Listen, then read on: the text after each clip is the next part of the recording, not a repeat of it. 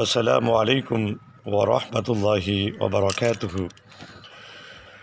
உங்கள் அனைவரின் மீதும் ஏக இறைவனின் சாந்தியும் சமாதானமும் உண்டாகட்டுமாக.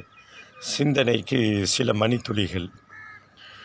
ஒரு காலத்தில் பள்ளிவாசலுக்குள்ளே போய் பார்த்தோம்னா வெறும் பாய்கள் மட்டும் விரிக்கப்பட்டிருக்கும். குரான் வைப்பதற்கு அலமாரிகள் இருக்கும், இவ்வளோதான். இன்றைக்கு எல்லா பள்ளிவாசல்களும் இது பள்ளிவாசலா அல்லது கல்யாண மண்டபமா என்று யோசிக்கின்ற அளவுக்கு சேறுகளை குவித்து வைத்திருக்கிறார்கள். வெறும் நாற்காலிகள் நிறைய பள்ளிவாசலில் போடப்பட்டிருக்கு. நாற்காலியில் தொழுவது கூடாது, நாற்காலியில் உட்கார்ந்து தொழுவது மார்க்கம் வழிகாட்டிய சரியான முறை அல்ல என்றெல்லாம் பல முறை விளக்கம் கொடுத்த பிறகும் கூட சில இடங்களிலே இது பரவலாக நடைபெற்று வருகிறது. மார்க்கம் அழகாக வழிகாட்டுகிறது. குரானிலே அல்லாஹ் சொல்லுவான் அல்லவா, ல யுகல்லிஃபுல்லாஹு நஃப்ஸன் இல்லா உஸாஹா. எந்த ஒரு ஆத்மாவையும் அதனுடைய சக்தியை மீறி அல்லாஹ் கஷ்டப்படுத்துவதில்லை. நின்று தொழுவுங்க, மார்க்கம் சொல்லுது. அப்படி நின்று உங்களால் தொழ முடியவில்லை என்று சொன்னால் உட்கார்ந்து தொழுகுங்கள்.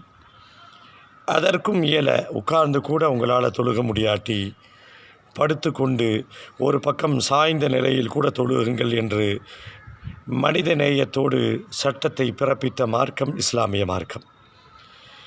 இப்போ இந்த உட்கார்ந்து தொழுவதில் எந்த பிரச்சனையும் இல்லை.